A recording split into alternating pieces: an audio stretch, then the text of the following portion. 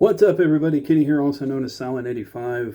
I know it's been a while since we've done a stream or any kind of video. There's been some stuff going on, but I'll keep you all updated.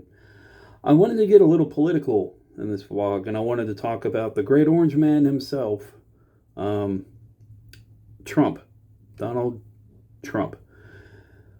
Again, I think there's been a very obscured fact that's going on in America, and I say this as an American that has voted, that does vote. Um, I recognize as an independent. I may be a bit left leaning. The person that really got me involved in politics, I was already interested, but the person that really got me involved was Bernie Sanders. He is he's identified as a democratic socialist. I don't necessarily identify that way, but I've really agreed with his speeches, with his interviews. 95% of what he says, I agree with. I think there was and has been a need. Back a few years ago, he tried to start a political revolution. He was on the right track there, and I think he had the pulse on something. But Donald Trump did as well. Um, and I am not a big fan of Donald Trump at all. Um, he's not exactly the brightest bulb, but then again, that's not exactly speaking highly of Washington either.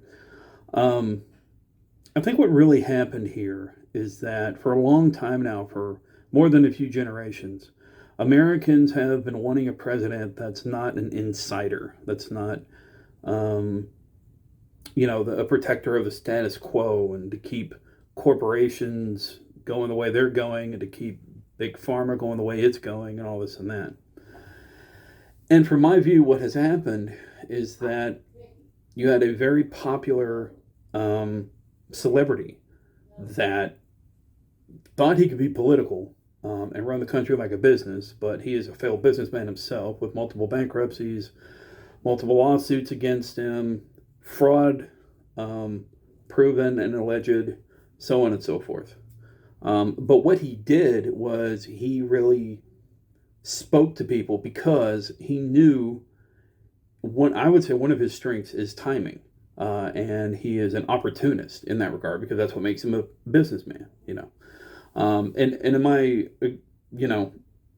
opinion, any good businessman or decent businessman or even halfway decent businessman or businesswoman is an opportunist. They know when to pounce on something, even if they have a bunch of failures like Donald Trump. So, you see that. You see that in a generation, especially like back in 2016, you saw two forerunners that really could have shaken things up, changed things. And unfortunately, because the Democratic Party had a little bit of a queue back when Sanders had won Nevada, it really sent a message home to the Democratic Party. It was like, we cannot let Bernie win. He's not with us. He's not with the status quo, so on and so forth. So you had a lot of people in the background, these really powerful people going to the other, not, presidential hopefuls, and that were on the ballot. And you had important people in the background telling them they need to drop out so that more people can go to the other person and not Sanders, because anybody that wasn't with Sanders or the other guy really didn't help. So they needed people to drop out and then endorse Bernie Sanders' opponent. That always stuck with me. So you had that, and then of course that was a part of the political setup for the Democratic Party, and then of course on the right you had Donald Trump. So it's really crazy to think that he saw an opportunity in a generation. He knew that people were pissed off and upset, and I think that it's due every generation to have a more revolutionary leader. But it's up to us as Americans to be able to identify the right person for the job. But unfortunately, our society has been so desperate and so lacking and needing a decent, moral, humanistic leader that we went for the most popular one as a message to the system. And unfortunately, that vote and that leader turned out to be Donald J. Trump. A lot of people swear by him. He has done more damage to America than I would argue most foreign enemies. And he does it just out of this, ideation that he is like a chosen one, the blessed one, and he speaks these words of wisdom. He holds up the Bible. He does all this. He manipulates people because he's good at it, you know. And even when he's not good at it, sometimes in his speeches, people still fall for it because they fawn over him. Because he is and was supposed to be this beacon, this hope that they would come in and shake up the system and really put things right with how they should be. The problem is he's a yes man to both his own ideations and to major political party members and corporations. There's not a whole lot of thought there for the lower man, for the common man, for the working man. That's what he ran on, and that's what he tells people, but he is a failure to that point. He may have some successful business stuff going on, but to his credit, the man did see an opportunity, and he went with it. Now we're seeing talkings of him possibly being reelected. There's now talks of him repealing term limits for the president so he can run again and again and again. I've even heard interviews with some Trump supporters that state that they wouldn't mind repealing an amendment and having Trump as a dictator, because that's how far America has failed these people. I mean, it's a total failure. Like, governments are failing. There are some states that do right by people, but because of examples in other states that they feel are bad, they use that against the good states, and it's just a turf war when it comes to public opinion. And public opinion is very powerful. So we're crazy. And unfortunately, the wrong person for this generation, in my opinion, was chosen to represent what should have been a great leader and a great person that would see us through some darkness. And unfortunately, it's not where it could have been or should have been. Now, am I saying that, Sanders should have won? I think Sanders had the potential to really be a really good leader. But unfortunately, I don't think that, I'll just say, very powerful entities wanted him in the White House because he would have been against their interest. When it comes to Trump, he's a wild card. He can kind of be pushed certain ways, and in some ways manipulated, especially if it feeds his ego, if it feeds his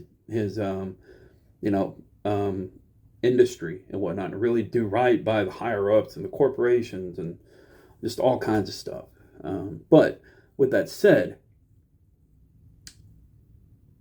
overall, we did fail, unfortunately, to find a very, again, what could have been a once-in-a-lifetime leader. And every so often you get the leaders that are just not good for the job. They're just not fit. But it's the American public's right to vote for who they feel is right, But with that said, of course, in my opinion, the two-party system is completely busted. When it comes to the DNC and the RNC, there's thunder behind me, that's appropriate. The DNC and the RNC controlling and making it really hard for independents to run, third party to run. Our voting system is, for all intents and purposes, in some ways rigged, because you've got to get on the ballot with certain things. You've got super PACs, you've got just all kinds of things that work against common human interests. And so, But these are just my observations as one American, as one voting American. I'm sharing these on my channel to let people know that, if you have concerns like these, if you have thoughts like these, if you have inquiries like these, you're not alone in that. Critical thinking tends to be pushed down with some people when it comes to political ads or certain things. They want you to feel these sound bites. They want you to hear it. They don't want you to do research. They just want you to go by the sound bites, by the quick interviews, by the, word of mouth and all this and that. And sadly, since Americans are having to work paycheck to paycheck, and if they have a family, they can't spend a whole lot of time researching these candidates. And even more so, the media outlets tend to be swayed one way or the other. I don't know. Just in my opinion, reporting publications over the last 3 or 4 generations, probably going back, I would say even back to the 30s and 40s, it's just been more and more grouped up into certain ideals and swaying people a certain way, while putting a little bit of um, political news from the other side in there, so as not to make it seem like this is too left, this is too right, so on and so forth. It's been hard to come by any media outlet or any media front, or news publication that is not for one or the other, without mixing it up a little and kind of throwing you off a bit. Personally, I stick with independent news, especially news on YouTube, and that are backed up by facts, that are backed up by articles, so on and so forth. But growing up as a Zennial, born in '85, I'm one of the last generations that didn't have access to technology growing up, like the internet. And growing up listening to the radio and watching TV, there was that shit was channeled, like literally channeled. It wasn't until the internet came along that our information highway expanded to a super fucking rainbow road that was a hell of a thing. But unfortunately, with that, you also get Facebook posts and Twitter feeds and all that have bots in them that spread this information. They spread out the information and they get anybody to believe it, especially far right and far left, because you're open to manipulation, you're open to suggestion, And but like going back to earlier, you don't really get a whole lot of time to research this stuff, like in the official government documents, on the official government websites, because a lot of it just sounds like jargon, like it's overloading all these political words and political assignments and references and all this. The normal American doesn't get time to do all this. So I guess what I'm leading to is that I hope that at some point, I'm not a fatalist. I don't think the world's going to end in all this with Trump in the White House, but I don't think he's exactly going to do right by America either if he wins.